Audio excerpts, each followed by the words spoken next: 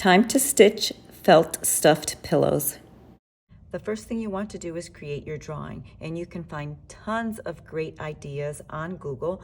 I just Googled owl clip art and I came up with this idea. I drew it out.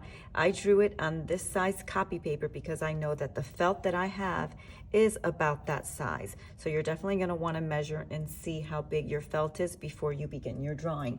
Now, once you do your drawing, label the colors that you plan, or even color it, that you plan on using in your felt. Then you need to start creating your stencils. So you're going to take another piece of paper and you are going to trace each shape on your drawing. Each shape needs to be a separate stencil. So I'm not going to trace it exactly the way I see it. I need to trace it thinking that each piece needs to be cut out. So I'll trace this wing and I will label it left wing. And then I will trace this wing and I'll put it maybe right here next to it. And I'll continue to trace all of my shapes until I have all my shapes drawn out on a separate piece of paper. So now I have all of the shapes that I need to make into stencils. So I have the big shape here, which will be ×2, because I need a front and a back to my owl. And now here I have all of the extra shapes. So now I'm going to begin cutting them out. I labeled this one the left wing, so I know that this one will go here and here. For these little areas in my owl's belly, I labeled them 1, 2, and 3 so that I know when I overlap them, they are going to be exactly the size and the shape that I need them. So these will get tucked under here. I have ×2 for the eyes, ×2 for the pupil of the eyes, and I have my nose. Now it's time to choose my felt and trace it onto my felt. So I have a little scrap piece of felt here. I know that I want this number 3 to be a light pink. So what I did is I just placed it right on top and I just traced it out with my pencil. And there is the shape that I need. So now I will cut this shape and I will do the rest with all of my other pieces. Now I have all my felt pieces laid out. Make sure you keep your original so that you can go back and look at it and make sure you're doing it correctly.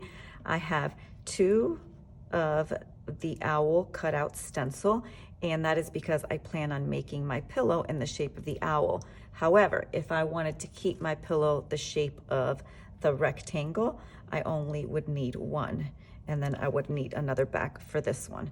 But I'm going to do it the shape of my owl, and before I begin, I'm just gonna lay everything out and make sure that I have everything that I need.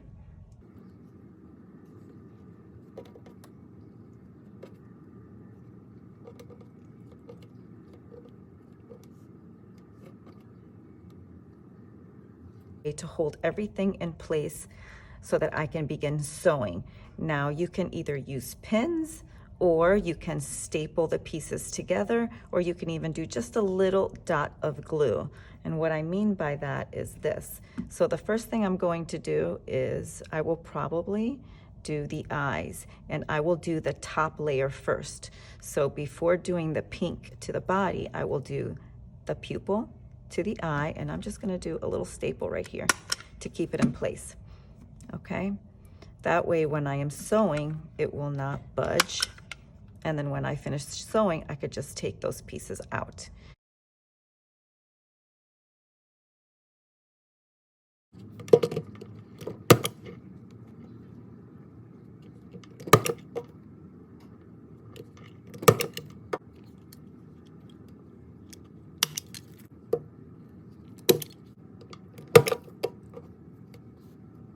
I have my embroidery floss laid out, and I have it in these little strips. So normally you would use the same color on the felt. However, I really like the stitch to show up and really see the different patterns that you can make with the stitches. There are a few basic stitches that I want to go over today. So I'm going to begin on the wing, and I'm just going to do the basic running stitch. So the first thing I'm going to do is go ahead and put my thread or my embroidery floss through the eye of the needle.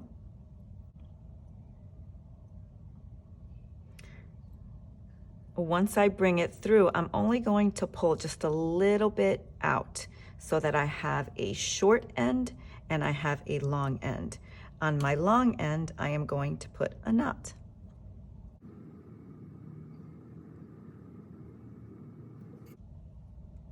And now I am ready to begin stitching.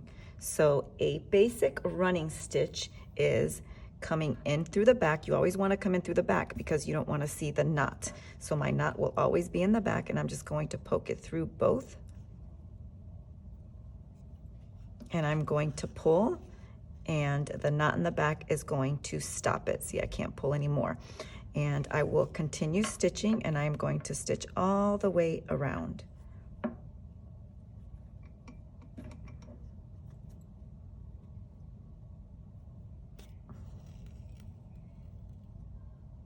So I'm coming up from the bottom, I pull up, and now I'm gonna go down through the top. And one thing that's really important is you wanna make sure that your stitches are all the same size and they're evenly spread out. And sometimes this just takes a little practice, but you'll get better and better at it.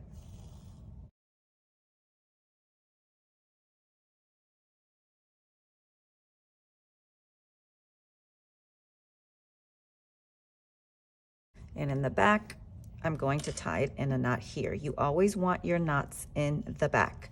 And then I will just start over. So I've done my running stitch right along here and right along here, and I thought I was gonna go around the whole edge, but I think I kind of like that it has a little flap. So now I can just remove these two staples, just popping it off. Don't need those anymore. And now I'm going to do an edge stitch. So what I'm going to do is I'm going to stitch right here, but it's going to go around the edge of this pink felt. So again, I'm going to start from the bottom, and I'm going to open it up just a little bit. And now instead of going in a straight line, I'm going from the pink side, and then I jump over into that peach side. So it's going to give me a stitch right along the edge. And again, you want to make sure that your stitches are equal length and equal distance apart.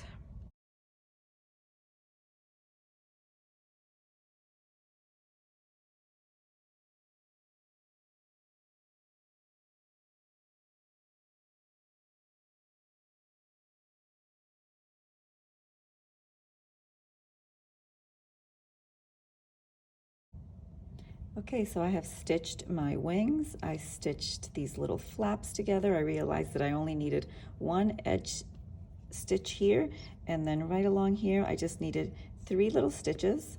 Okay, and for the nose I just did that one little stitch along the top.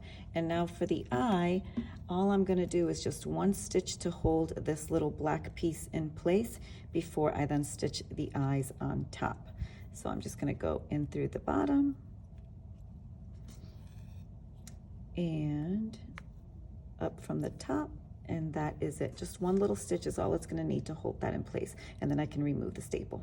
So I have stitched all of the felt that I wanted, and now I'm thinking I want a little bow up here on my owl. So I'm just going to take some ribbon and I'm going to stitch it right up here in the little corner. But one thing I do want to let you know is whenever you walk away from your desk or from your table, always make sure you take your pin, you punch it through in and out, and you always leave it sitting right there somewhere on your felt so that you don't lose it. Okay, so I just had some ribbon here and I created a little tiny bow out of it, and I'm just going to put 1 little stitch right here in the middle to make sure it holds the bow in place before I stitch it onto my little owl right up here. And I'm also going to add this little button, so I'm just going to put it right in the center, and they have little holes, and that is where you will put your needle through.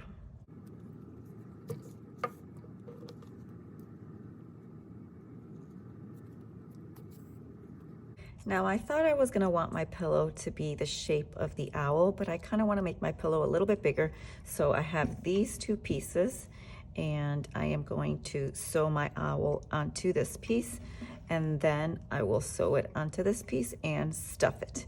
So I'm going to do just a edge stitch all the way around my owl to stitch him to this blue background.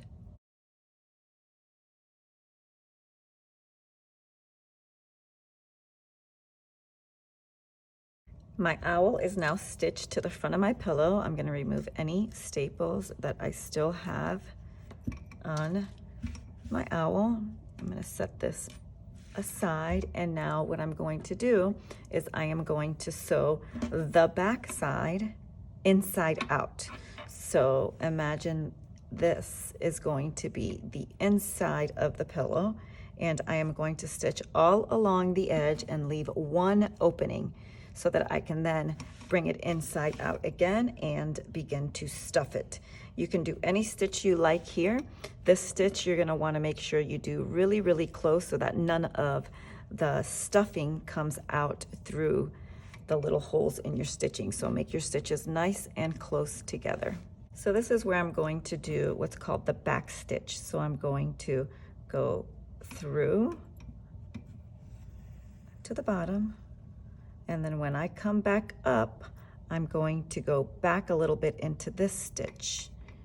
This is going to give me a nice close stitch. So again, none of my stuffing will come out of my pillow. So again, I'm going to go back into that stitch just a little bit. You will see the difference between this one and the running stitch. So the running stitch here, you can see all the little spaces in between.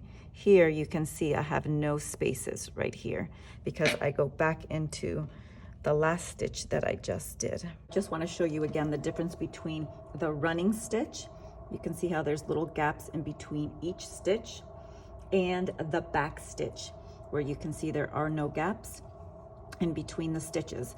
So now I left just a little empty area without the stitching, and now I can pull my pillow through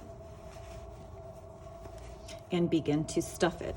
I use something called fiberfill. You can pretty much stuff it with anything you like. The fiberfill is kind of cottony and soft, but you can even do like little trash bags. So there you go.